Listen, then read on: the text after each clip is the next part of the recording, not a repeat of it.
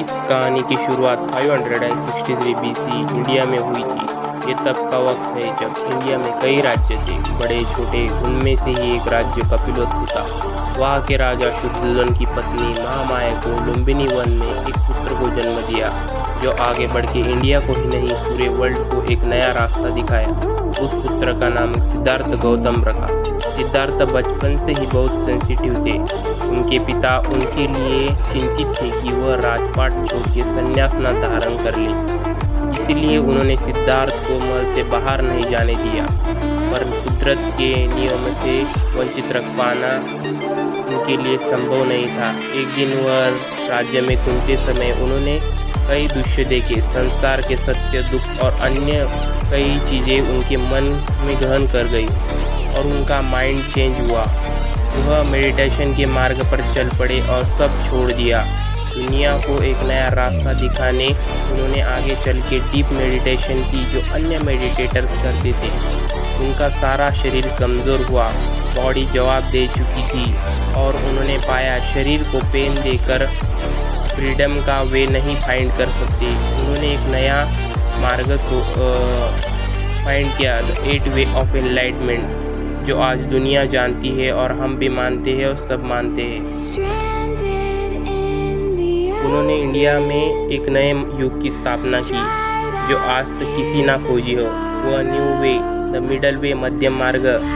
यह मार्ग ह्यूमैनिटी के लिए एक इम्पोर्टेंट वे साबित हुआ, क्योंकि हर कोई दुखी, सफरिंग से परेशान था और यह मार्ग ही मानवता के लिए मुक्ति का मार्ग है।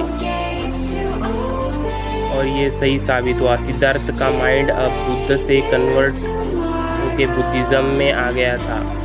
वह इस दुनिया से जुड़ गए थे और उन्होंने कई रूल्स बनाए और लोगों को एक मुक्ति का मार्ग दिखाया। मानव इतिहास की यह एक बड़ी खोज थी।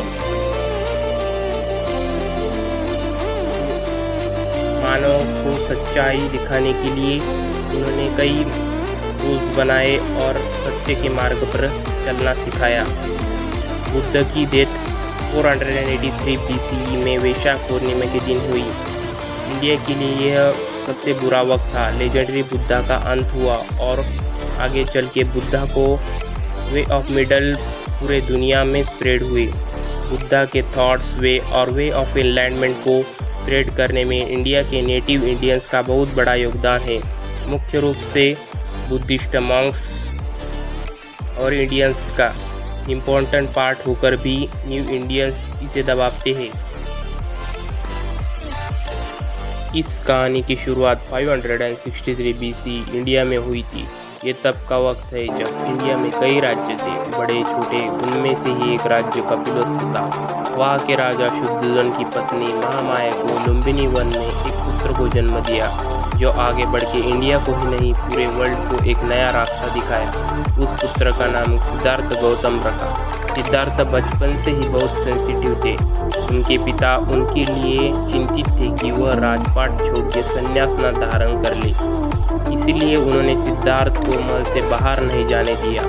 पर कुदरत के नियम से वंचित रख पाना उनके लिए संभव नहीं था। एक दिन वह राज्य में घूमते समय उन्होंने कई दृश्य देखे। संसार के सत्य, दुख और अन्य कई चीज़ें उनके मन में गहन कर गई और उनका माइंड चेंज हुआ।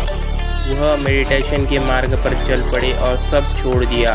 दुनिया को एक नया रास्ता दिखाने उन्होंने आगे चल के डीप मेडिटेशन की, जो अन्य मेडिटेटर्स करते थे। उनका सारा शरीर कमज़ोर हुआ, बॉडी जवाब दे चुकी थी और उन्होंने पाया शरीर को पेन देकर फ्रीडम का वे नहीं फाइंड कर सकते।